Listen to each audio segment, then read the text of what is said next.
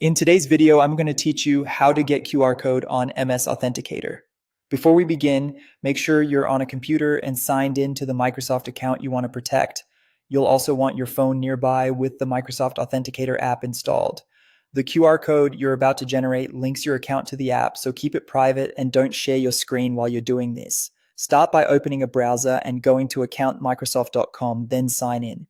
Once you're in, look for the security section. It may appear as a tab at the top or a tile on the page. Click it to open your security dashboard, where Microsoft groups all your sign-in and verification options. On the security page, find the link that says Manage How I Sign In.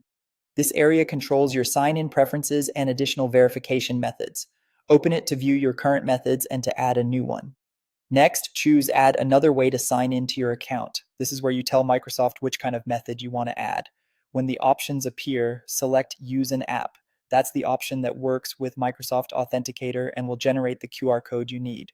You'll now see a button labeled Get It Now. Click that. Depending on your security settings, Microsoft may ask you to verify your identity before continuing. Just follow the on-screen prompt so it knows it's really you. After verification, Microsoft will display your unique QR code on the screen. This is the code you'll scan with the Microsoft Authenticator app to pair the account. Leave this page open and make sure the QR code is clearly visible.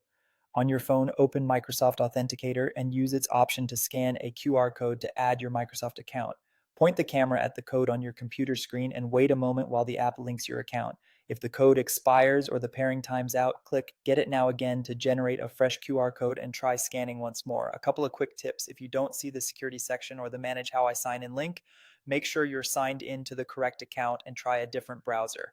If a pop-up or ad blocker is active, temporarily disable it. And remember, treat the QR code like a password. Don't share it or post screenshots of it. That's it. You've generated the QR code and connected Microsoft Authenticator, making your sign-in more secure and convenient.